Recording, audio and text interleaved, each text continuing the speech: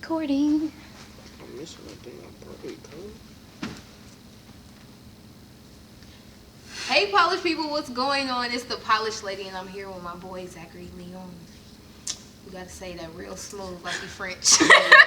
Or you can just say Leon, you know what I'm saying? You can just keep it. You can be smooth, I mean, you know. I'm trying. You can be as smooth as you want to be. How you doing?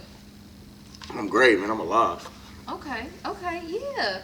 So, like, talk to the people and let them know about what you do, because you're more than an artist. You hold many titles. Yeah, So I've man, I seen. try. So I'm just, I don't know. I'm self-made. I'm an entrepreneur. I don't know, man. I try to do a little bit of everything. I make music. I just got into production a little bit, working with artists on music.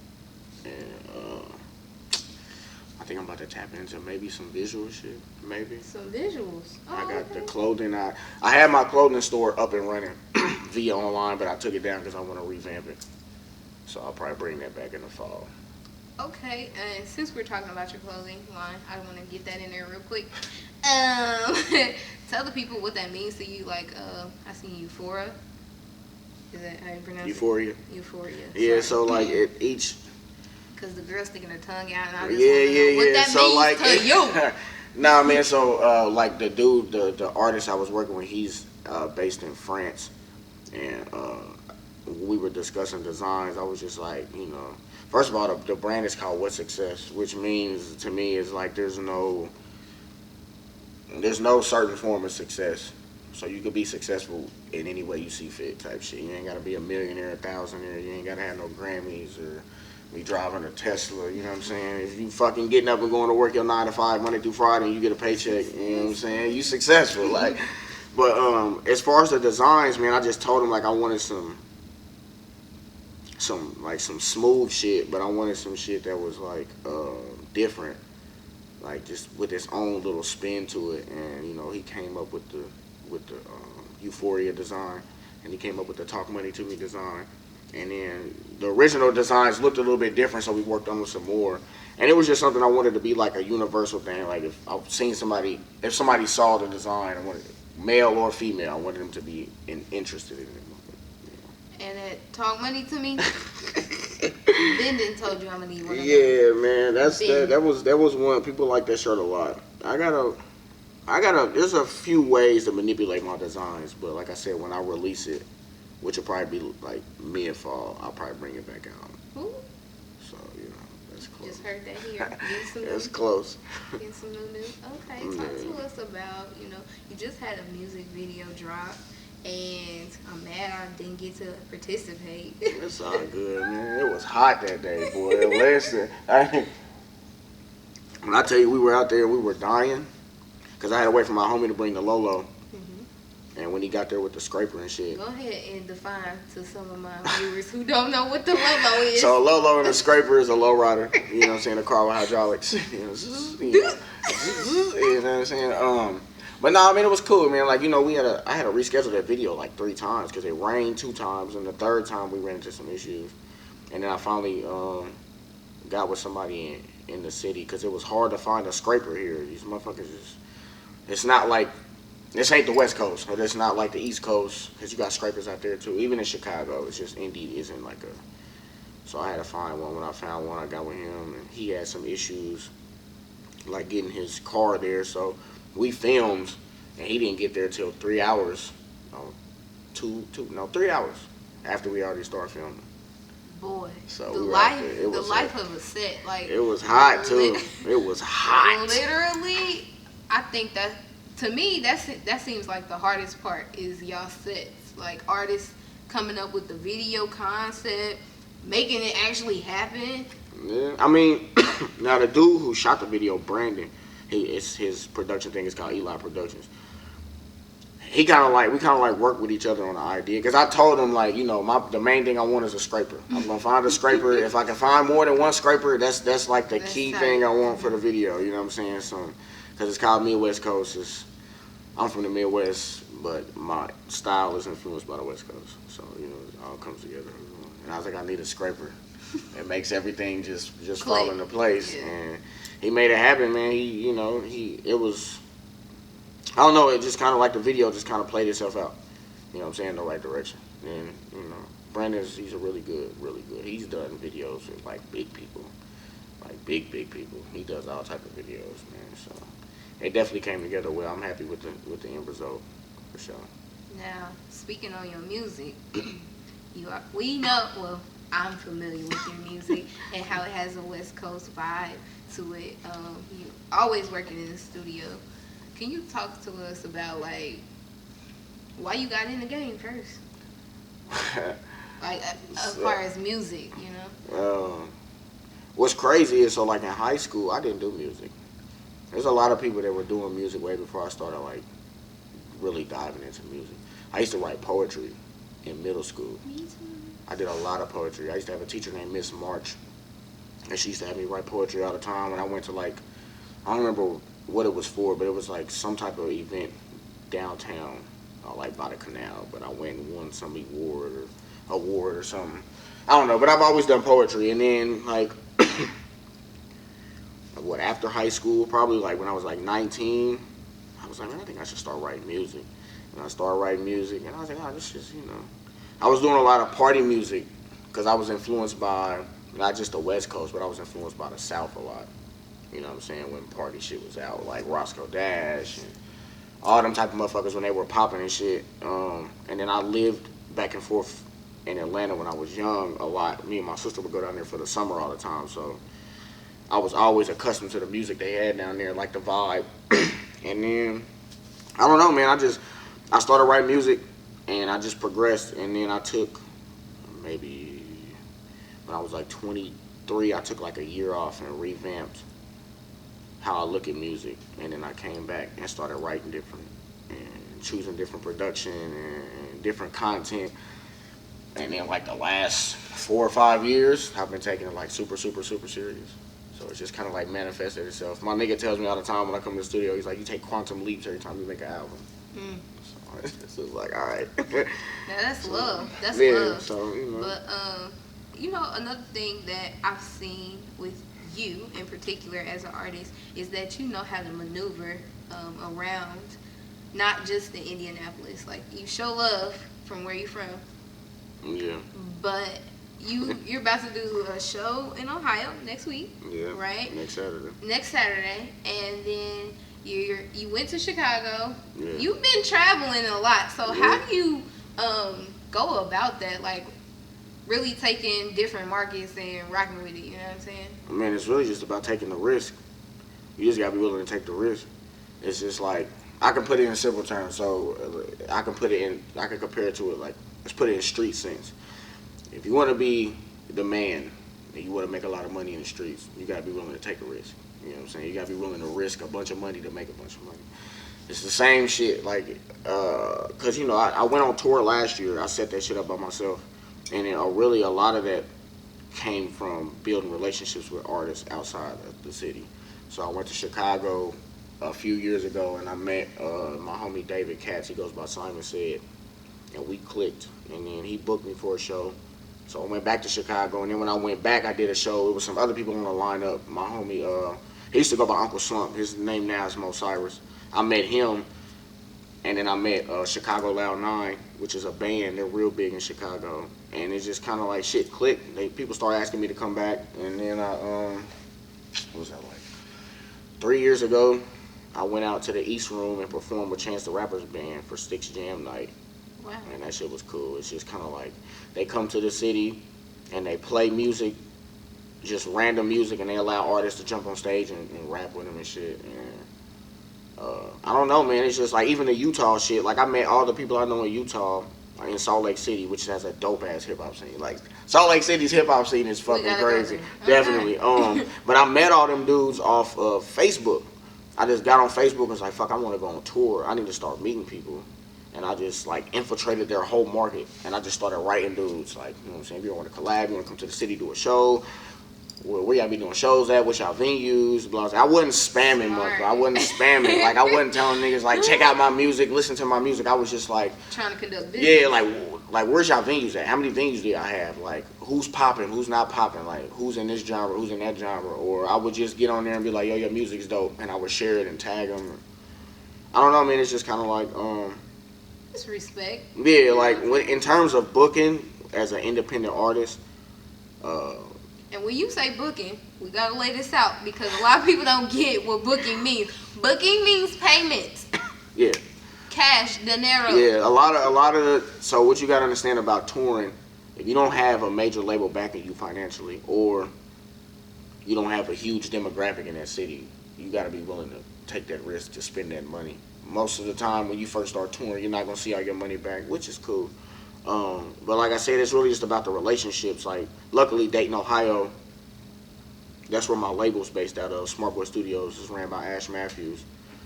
And, you know, he introduced me to some people, and I did a show. Actually, when I was on tour, I did a show with an artist. I need to check him out. His name is Josiah. The dude is huge now. I did a show with him last year, and then this year he's performing at, what was it? I just know I think he did do that, but then he also he does like a bunch of shit with Lyrical Lemonade. He works under Travis Barker. He does a bunch of shit. He's super versatile. Homie's hard. You gotta check him out. His name is Josiah. Is that his social? Is just Josiah? Yeah, you can't, like, you'll know exactly what I'm talking about when you look him up. His name is Josiah. He's got a song out called, oh man, what is that song called? He just did a video with Taylor Bennett, who's a real big producer. I mean, Lyrical Lemonade is a big fucking structure. But yeah, so I did a show with him in Dayton. He's from Dayton. And I don't know, man, like booking, it's just about, first of all, it's about professionalism off top. Like, if you're not professional, you can't establish that relationship with nobody. Even if you establish the relationship with somebody and they're unprofessional, if you don't keep it professional, it'll always backfire. But it's really just about relationships with people. Right. Artists, DJs, sound men, doormen, whoever you can get in with, painters, dancers, not necessarily strippers, like dancers, like, because in Chicago, they have a lot of dance. People dance out there still, like they do like live dance and shit. Like kind of, like hip hop dance. Yeah, I mean, you can say that. You know what I'm saying? Not necessarily crunk dancing, but it's just about relationships. That's all it's about. You gotta be willing to take the risk to spend the money if you got it. I mean, cause shit, that was my first dive into fucking with credit going on tour. I solidified myself with debt by going on tour, but I knew I was gonna go in debt by going on tour.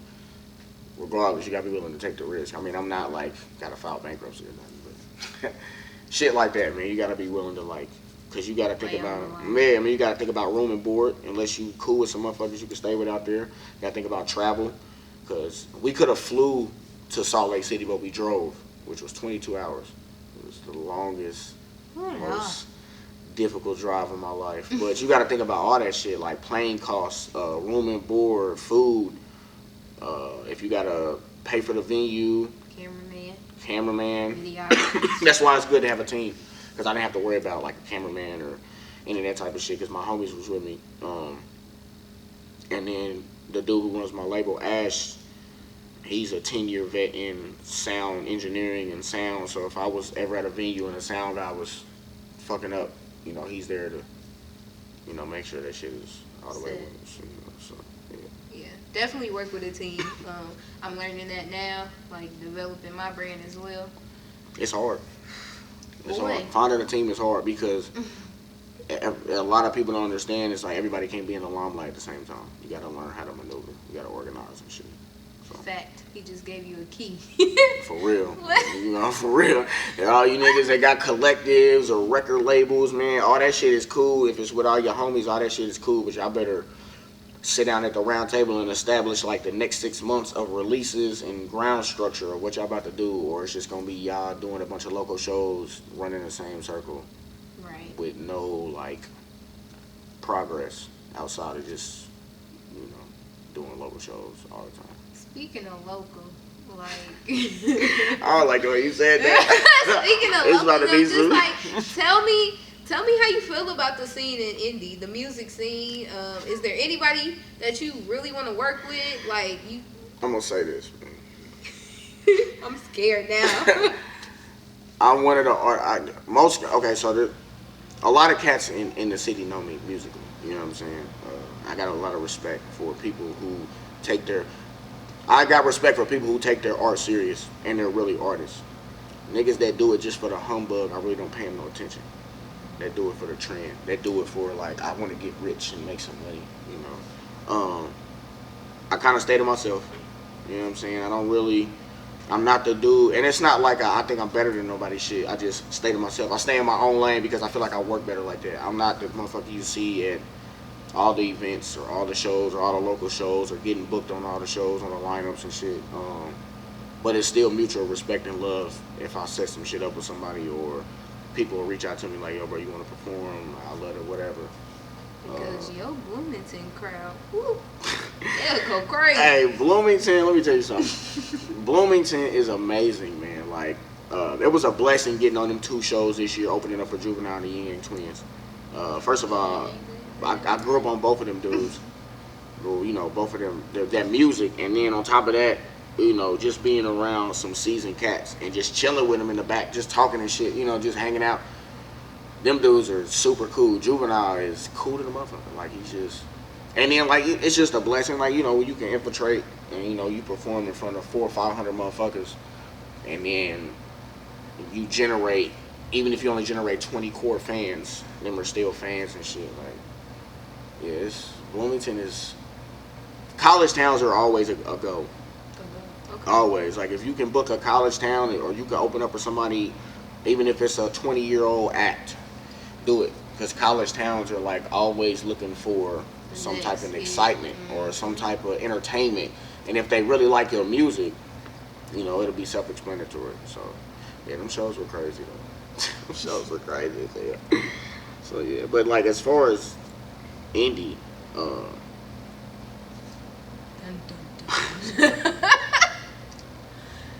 nobody you want to. I don't have nothing negative to say because it's the city. You know what I'm saying? I move different than a lot of niggas here for my own reasons because I don't want to get caught up in the popularity contest, the politics. That too. I don't want to get caught up in the politics because to me, the popularity falls into the politics. But it's just not even that. It's just I'm big on energy, so I definitely feel like Nap isn't like a core spot. Home isn't always home base. You know what I'm saying? And I feel like Nap necessarily for me is not home base. I mean, and if you do any research, like, okay, for like prime example, like Spotify, they give free game all the time. They got these little educational videos for artists. And one of the big things they had in the article was a high percentage of artists don't pop in their hometown. They pop somewhere else, and then their hometown picks up on them. That's usually how it goes and shit, you know. But I've been struggling with that myself. Like, not as an artist, but you know, no, you're still an artist. You're a creator. Really? Yeah, you're still a creator. You know what I'm saying? I mean, but you know, and I was just talking to my homies about this shit. It really falls to the point where like when you're around people that know you on a personal level, they don't really view you like they would view J. Cole. You see what I'm saying? They'll go on so and on. they look at you as just like, yeah, you know, I know them, I know her, I know him. You know what I'm saying? Yeah, that's my homie, whatever. But they don't view you as like somebody like, yo, I'm about to buy a ticket to so and so show, or I'm about to go peep so and so's live show or podcast or whatever. They don't view it like that. They just view it like you're normal. You're a normal person. You know what I'm saying? That they're used to being around, or that they know around the city or whatever. But I'm getting off topic for that. But I don't have nothing negative to say about the city. As far as somebody I want to work with, no artists have piqued your interest? I'll reach out. I don't do a lot of features, and I don't ask for a lot of features because I try to master my own sound without feeling like I have to piggyback off somebody else's platform. But if I do work with somebody, I'll reach out personally. You know what I'm saying? So like, I just finished an album, and on that album, there's only one Nap artist on there, one Nap feature, just one. on my new album that I just finished. And then I'm working on another EP, just on some sporadic shit. And I've reached out to 2 Nap artists for that one. I mean, there's cats that I watch, man. There's cats that I got mad respect for in the city. You know what I'm saying? I'm not even gonna name drop because they already know who they are because I talk to them, you know, on a regular basis. Or I'll reach out to them, even if I don't talk to them for months. I'll reach out to them, like, you know what I'm saying? I'm seeing the hustle. Keep moving. Stay away from stagnant niggas. You know what I'm saying? Stay progressive. You know what I'm saying? Whatever you gotta do, take them leaps. But no, like just off the strength, off the top of my head, somebody that I really, really wanna work with. I don't have nobody above nobody else. Pretty much everybody that I do want to work with, if I reach out to them, they're all everybody's on the same playing field. You know what I'm saying? Because I really like working with people based off their grind and their work ethic. You know what I'm saying? So they know who they are. And how? I mean, like you're. So when I met you at CG3K Productions, okay, at the networking event, but there was like a music aspect to it. When I met you, I'm the type of person who's gonna come up to somebody and be like, "Hi, what do you do?" You know what I'm saying? That's just my energy, and I was like, "Oh, he's just cool. He's just not even talking over there. He's just standing there. What's his name? What he do?" And then when I was talking to you, first thing that just clicked to me is like, "Oh, he don't want my karma on my table because he." I was like, "Dang, I'm offering you free piece of candy. They usually get some. That's it." No, man. Wasn't the hook, but just going in further detail in conversation with you, it was like, you kind of like really pinpoint on what you want to do, who you want to talk to, how you want to move. How'd you get to that point? Failing. Woo. Failing and understanding you can't let your career be ran by politics. Any politics, local politics, industry politics. You gotta like, when it comes to the music, man, like, and don't get it, like, I don't want people to get it twisted. Like, local politics are cool. Like, if you're an artist and the city backs you, whether it's bandwagon backing or whether they like or organically backing you, if you've made that structure, that's good. You know what I'm saying? Hats off to you, G. Like, you know what I'm saying? Like, do your thing. Like, but I tell people all the time, don't get it, and then like, don't get to that point and put it in your pocket and be content with that. Like, don't get to the point where you know what I'm saying, you get your little change and don't, I guess the way I'm trying to word it is, you know what I'm saying, don't get your lunch money and try to hold on to it for your whole career type shit. You know what I'm saying? Like, you will be hurt just sitting with your lunch money. Yeah, man, like, you know, like, so hats off to people that do it, but I learned as I put like the last probably like 5 years, because I went through like multiple levels musically, career wise. I've been through collectives and I've been through different groups of people I was working with, and I just kind of got to a point where I learned I move better by myself because I handle business the way I want to handle it.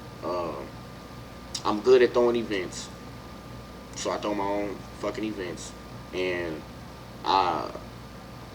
business wise, I've never had a negative interaction with a venue, a promoter, or any other artist. Because you set it up. Yeah, so like I really just got to the point where it was just like I guess like self-awareness.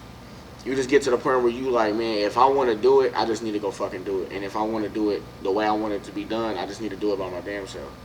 Like, and you just learn to weed out shit that's unnecessary. Like, I agree.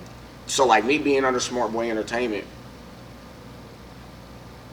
Ash reached out to me about that, and we clicked because Ash is like the studio engineer version of me when it comes to grind and willing to invest and willing to take his last penny and put it behind somebody or behind what he believes in.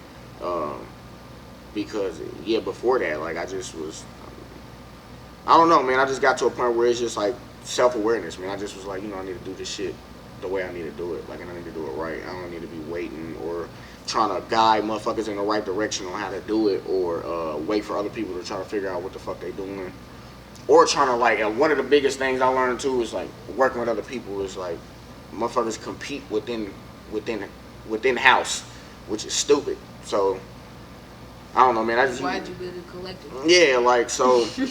I don't know, man. I just got to the point, and then I'm I'm real like strong willed and like straightforward with it. If I'm gonna do something, I'm just gonna fucking do it. Like I don't really. Me too. Me too. You know, I don't really try to like. If I got my mind set on something, I'm just like I'm gonna do that shit. Yeah, it might not happen next month or next week, but that shit gonna happen. So. Yeah, I mean, it got to the point where I just buckled down and I just started doing shit myself. I started making relationships and talking to people and putting on my own shows and traveling out of the city. Taking a risk. It all boils back down to taking risks. You just got to be willing to take risks to do shit. Even if you lose some money, you got to take the risk. Because musically, I'm going to give you motherfuckers some free game. There's no real money in music unless you're like popping. Jay-Z popping. Like popping, yeah. Like you know what I'm saying? Like, cause I mean, you know, in the market now as an independent artist, our money comes from touring and merchandise, and whatever side business or endorsements you might be having.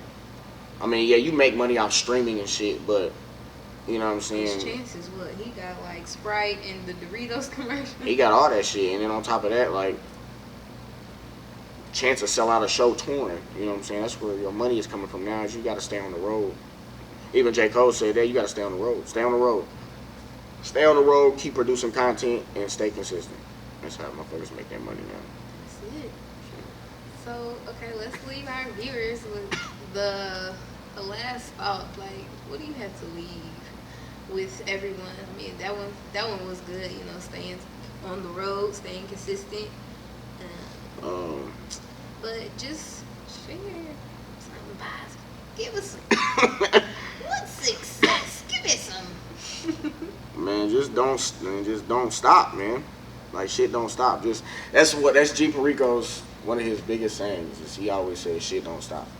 You just really have to keep going. Like, and I know that's like cliche to say, but that's like real. Like if you are consistent and you are dedicated.